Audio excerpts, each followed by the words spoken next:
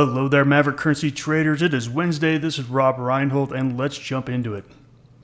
In this session, we're going to be talking about what happened during the day, some of the news. We'll go over commodities. Then we're going to go into all of the charts, score everything from a +3 to a -3, and we pair up the strong against the weak, and that's where we hunt. Disclaimer. This video was created for professional Forex and crypto traders.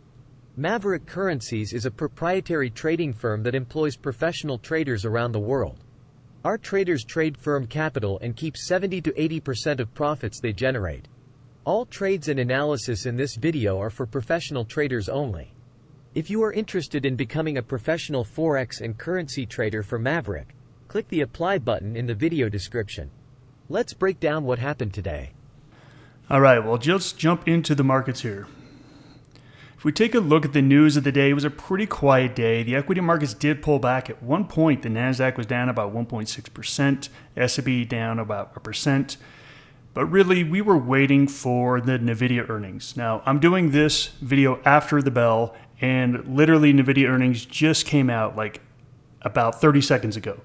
I wanted to get this part all through, but then we're really going to take a look at it because this is going to determine whether we are risk on or risk off, really probably for the rest of the week. And the cryptos, they actually have been falling the last couple of days. Today was the first day it looks like it's trying to put a bottom in. We'll take a look at those charts as well. If we take a look at the moves in the Forex market, I said over the weekend in the currency room that I wasn't super excited about this week. It's the last week of August, the last week before Labor Day, and I said, look, it's just all the stars aren't aligned, and this is the kind of the stuff that I was talking about.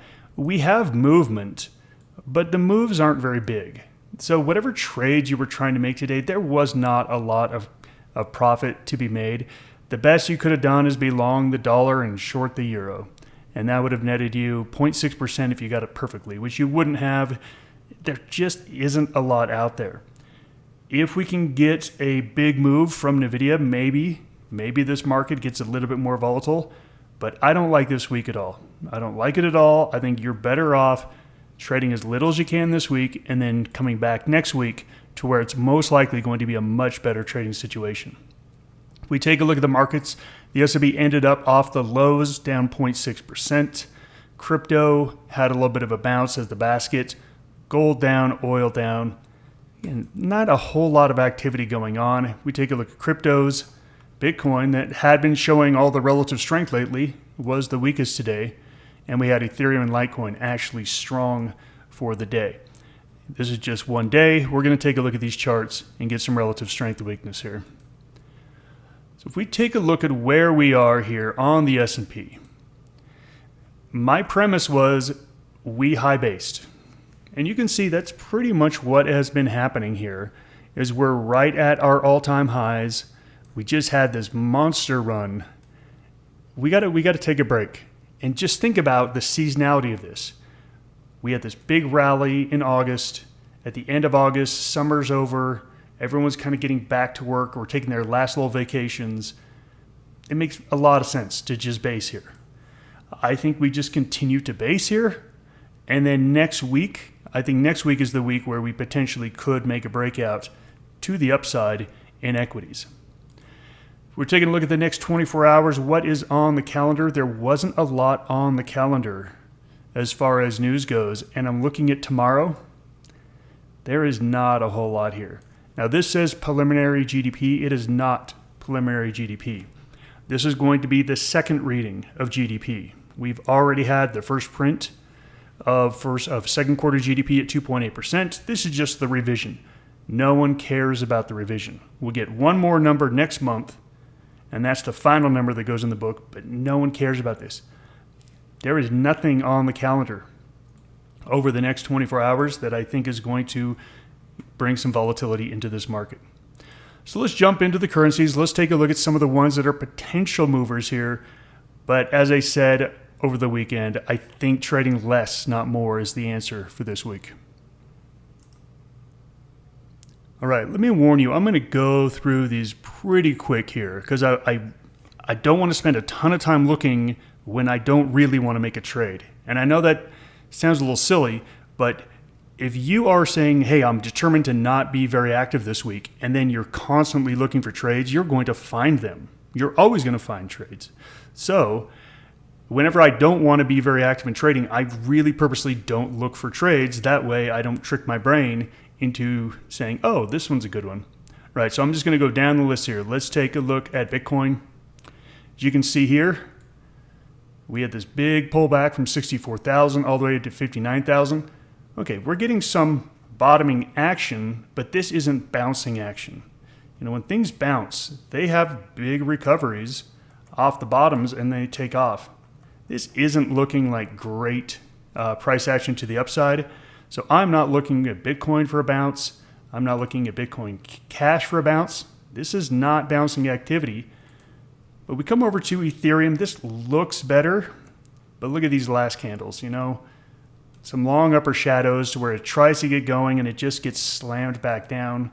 We're seeing the same thing out of Litecoin, just not able to put rallies together of as far as like a couple green candles. So for me, cryptos are just not interesting whatsoever at the moment. If I come up here and I go to currencies, I've got the dollar, not interesting. Look at this. This is not interesting price action. Swiss franc. This is a little bit more interesting. You can see we are moving out of a high base. So I've got to put Swiss franc on the buy watch list if I'm looking to trade. Here's yen. Why would I put it on anything? It is simply going nowhere. Euro. Euro is weak. So again, we can put euro on the short watch list. We've got the pound. Not all that interested in pound.